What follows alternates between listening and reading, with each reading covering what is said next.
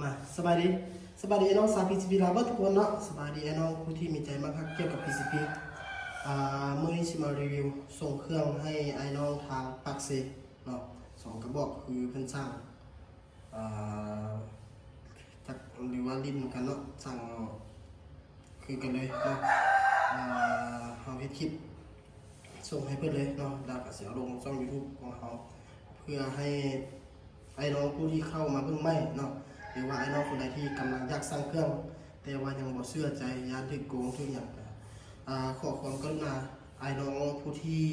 สร้างเครื่องจากทางเฮาแล้วได้รับเครื่องแล้วเนาะขอความกรุณาคอมเมนต์เนาะอยู่กองวิดีโอเนาะอยู่กองวิดีโอเพื่อให้ไอ้น้องผู้ที่บ่ทันเชื่อใจแล้วก็บ่ทันมั่นใจเนาะได้เห็นแล้วก็เพิ่มความเชื่อมั่นให้ไอ้น้องเพิ่มความภูมิใจให้ไอ้น้องผู้ที่เข้ามาเบิ่งใหม่หรือว่าอยากสร้างเครื่องอะไรเนาะยังบ่ทันสร้างเครื่องร้านเนาะว่าร้านเฮาได้เครื่องแท้บ่หรือว่าจังไดเนาะได้แท้บ่หรือโชคเครื่องแท้เนาะขอให้ไอ้น้องผู้ที่สร้างเครื่องจากร้านเฮาแล้วก็ได้รับเครื่องแล้วเนาะส่วนไอ้น้องผู้ที่ยังค้างอยู่ 2-3 บินเนาะผู้ที่บ่ทันได้รับเครื่องเนาะเพราะว่าเราต้องเบิ่งจังหวะเบิ่งเช็คการขนส่งอย่างละเอียดเนาะเพื่อเฮาลาซาได้น้อยนึงกับบ่เป็นหยังประมาณใจได้เลยเนาะเฮาได้เครื่องร้อยแน่นอนเนาะมาเบิ่งกันเลยว่าของไอ้น้องปักเซของลูกค้าอยู่ทางปักเซMC ราคา7 ล้านได้ครบตามรูปนี้เลยได้รูปก็ได้สูบได้หยังพร้อมได้กล้องได้ครบเนาะมาเบิ่งกันเลยว่า2 บอกนี้คือกันเด้อเป็นชุดเฟรมเนาะ MC 2025เนาะตัวนี้เป็น2025ได้ตัวนี้เด้อเป็นงานใช้งอนแท้วาล์วเป็นวาล์วเซตพันถังราคานี้เนาะ7 ล้านเป็นถังอะลูก้นตัดเนาะลำเป็นลำ XM8 เด้อเก็บเสียงเป็นเก็บเสียงเกมเต็กตัวเบาเนาะขอบเขียวเนาะตัวนี้เนาะกล้องเป็นกล้องดิสคัฟเวอรี่เนาะกล้องดิสคัฟเวอรี่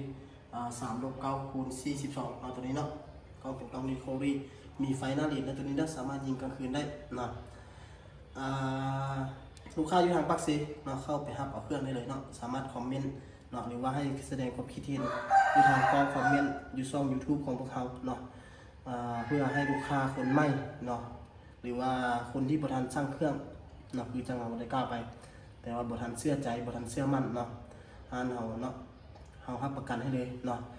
รับประกันบ่ว่าสิเป็นเครื่องเอาไปเนาะใส่บ่ตรงสเปคบ่อีหยังสามารถเปลี่ยนได้ลำเอาไปยิงบุกุ้มสามารถเปลี่ยนได้เนาะเฮารับประกันให้1 ปีเต็มส่วนเครื่องอื่นเฮารับประกันให้6 เดือนเด้อบ่ว่าสิเป็นชุดเฟรมบ่หรือว่าสิเป็นอะไรต่างๆแม่น6 เดือนมีแต่เฉพาะหลังเท่านั้นเฮารับประกันให้1 ปีเต็มเนาะย้ำอีกบัดนึงเนาะขอความกรุณาเนาะให้ไอ้น้องผู้ที่สร้างเครื่องงานเฮาที่ได้รับเครื่องแล้วเนาะให้เครดิตห้านเฮาได้เด้อให้เครดิตห้านเฮาคอมเมนต์อยู่กองภาพวิดีโอเนาะเพื่อให้ไอ้น้องคนที่อยากสร้างเครื่องแต่บ่ทันเชื่อใจห้านเฮาเนาะเข้าไปอ่านเบิ่งเพิ่นเห็นข้อความหรือว่าเห็นคอมเมนต์เพิ่นก็อุ่นใจเนาะให้เครดิตกันแน่เพราะว่าปัจจุบันนี้มีมิจฉาชีพเนาะมีมิจฉาชีพหลายเพราะว่าช่องทางการหาเงินแบบนี้มันง่ายเนาะแล้วก็มันก็เลยดึงดูดให้พวกมิจฉาชีพเนาะเพราะฉะนั้นขอความกรุณาไอ้น้องเนาะให้เครดิตเนาะสำหรับไอ้น้องผู้ที่สร้างเครื่องไปเนาะห้านเฮามี2 ช่องเนาะมีช่องนี้แล้วก็ช่องตอบ BKK เนาะส่วนหลายช่องนี้จะรีวิวเครื่องอยู่ภายในห้างเนาะลูกตอบ BKK ก็ส่วนหลายจะแม่นช่องลูกตอบ BKK ส่วนหลายจะแม่นรีวิวยิงตัวจริงรีวิวส่งเครื่องให้ลูกค้าตัวจริงเนาะไอ้น้องคนใดสนใจทักมาที่เบอร์โทรเดี๋ยวเขาจะฝากไว้ถึงหน้าอยู่ถึงภาพเลยเนาะอยู่ถึงภาพหน้าจอ